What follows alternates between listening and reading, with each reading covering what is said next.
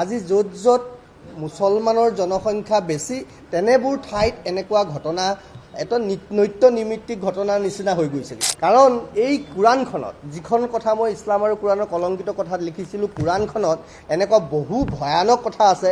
মানুহক কেনেকৈ হত্যা কৰিব, অমুছলমানক কেনেকৈ মাৰিব। ইছলামেই যে একমাত্ৰ ধৰ্ম, সূৰা ৩ আয়াত ১৯ত স্পষ্টকৈ দিছে, বিশ্বত একমাত্ৰ ধৰ্ম ইছলাম, তাৰ বাহিৰে পৃথিৱীত কোনো ধৰ্ম নাই। অমুছলমানৰ লগত বন্ধুত্ব কৰিব নালাগে। আকৌ কি বুলি কৈছে যে ইছলামী ৰাজ কায়েম কৰাৰ কথা কৈছে, সূৰা ৪ আয়াত ১৩৩। কিন্তু কথাটো হ'ল যে তেওঁলোকৰ এই ধৰ্মগ্ৰন্থখনৰ বিশুদ্ধতা প্ৰমাণ কৰিব লাগিব। এইটো তেওঁলোকৰ আগত আমি প্ৰত্যাহ্বান ৰাখিছোঁ ৭২ ঘণ্টাৰ কাৰণে। যদি ৭২ ঘণ্টাৰ ভিতৰত তেওঁলোকে এই বিষয়ত নিজৰ স্থিতি স্পষ্ট নকৰে, ৰাজহুৱাভাৱে কৰিব লাগিব, মোক ব্যক্তিগতভাৱে কৰিলে নহ'ব। যদি নকৰে তেতিয়াহ'লে সোমবাৰ মঙলবাৰে ৭২ ঘণ্টাৰ পিছত আমি মহামান্য আদালতৰ ওচৰলৈ কোৰাণখন লৈ যাম। কি হয় নাজানো, আদালতে কি ক'ব মই ক'ব নোৱাৰোঁ, কিন্তু কোৰাণখন কিন্তু কাঠগড়াত উঠিব, সেইটো নিশ্চিত জানিব। আপোনালোক সকলোকে আজি এই সংবাদমেললৈ স্বাগতম জনাইছোঁ। বিষয়টো আপোনালোকে জানে যে ২২ এপ্ৰিলৰ দিনা জম্মু কাশ্মীৰত পেহেলগামত যিটো ঘটনা ঘটিলে, ধৰ্মৰ আধাৰত ধৰ্ম সুধি সুধি যিধৰণে হিন্দু লোকক ইছলামিক মৌলবাদী সন্ত্ৰাসবাদীয়ে হত্যা কৰিলে, এই ঘটনাটোৰ পিছত আজি যিটো পৰিৱেশ হৈছে, আজি আমি আপোনালোকক এইখিনি কথাহে ক'ব আহিছোঁ যে বিগত ৭-৮ বছৰৰ পৰা আমি যিবোৰ কথা কৈ আছিলোঁ যে এনেকুৱা ধৰণৰ নৰসংহাৰ, এনেকুৱা ধৰণৰ বৰ্বৰতাৰ আঁৰৰ কাৰণটো কি, এই কাৰণবোৰ বিচাৰিব গৈ কেৱল জম্মু কাশ্মীৰতে যে হৈছে এনেকুৱা নহয়, সমগ্ৰ বিশ্বত হৈছে, গোটেই ভাৰতৰ বিভিন্ন ঠাইত হৈছে। আজি য'ত য'ত মুছলমানৰ জনসংখ্যা বেছি তেনেবোৰ ঠাইত এনেকুৱা ঘটনা এটা নৈত্য নৈমিত্তিক ঘটনাৰ নিচিনা হৈ গৈছেগৈ। ইয়াৰ কাৰণটো কি?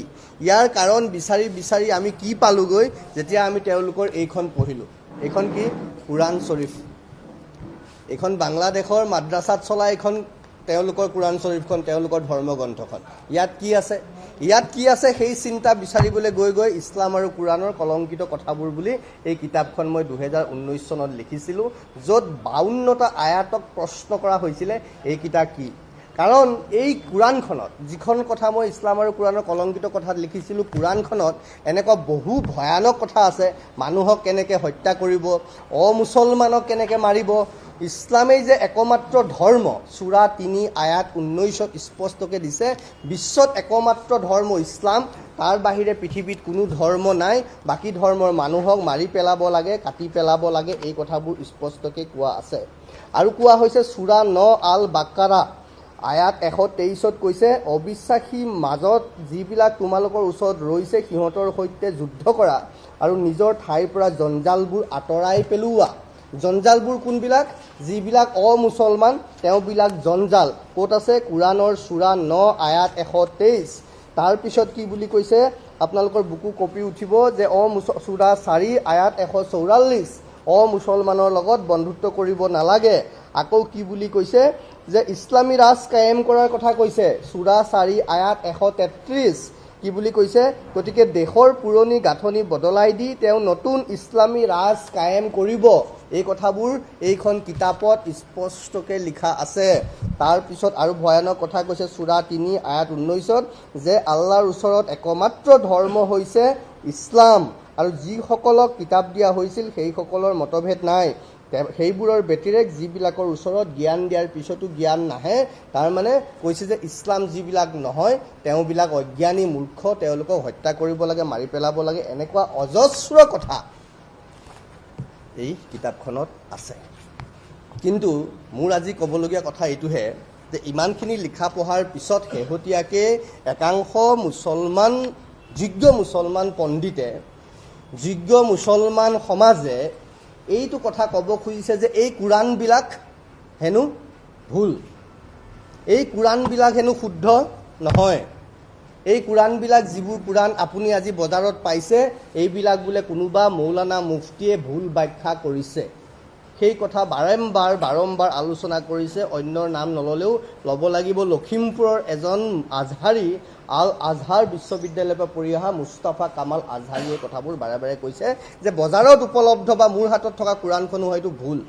যদি ভুল হয় কোৰাণখন, তেতিয়াহ'লে ভুল কোৰাণখন মাদ্ৰাছাত পঢ়াই থকা কিয় হৈছে? ভুল কোৰাণখন পঢ়াই সাধাৰণ মুছলমানখিনিক বিপথে পৰিচালিত কৰি হত্যা কৰিবলৈ, সন্ত্ৰাসবাদী হ'বলৈ বাধ্য কোনে কৰাইছে? সেইখিনিও কিন্তু মৌলানা মুফতি, সেইখিনিও ইছলাম ধৰ্মৰ কোনোবা ধৰ্মগুৰুৱেই।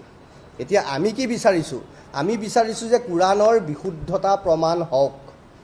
সঁচা কোৰাণ কি ৰাজহুৱা কৰক।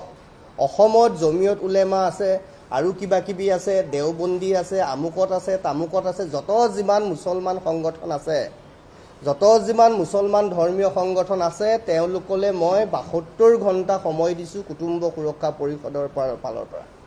তেওঁলোকে কোৰাণৰ বিশুদ্ধতা প্ৰমাণ কৰক। আচলতে কোৰাণ কি?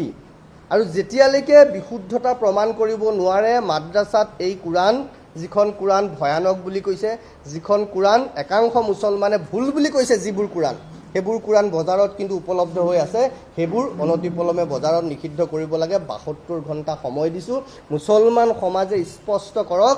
নহ'লে ইতিমধ্যে আমি চিঠি লিখিছোঁ। ক'লৈ লিখিছোঁ?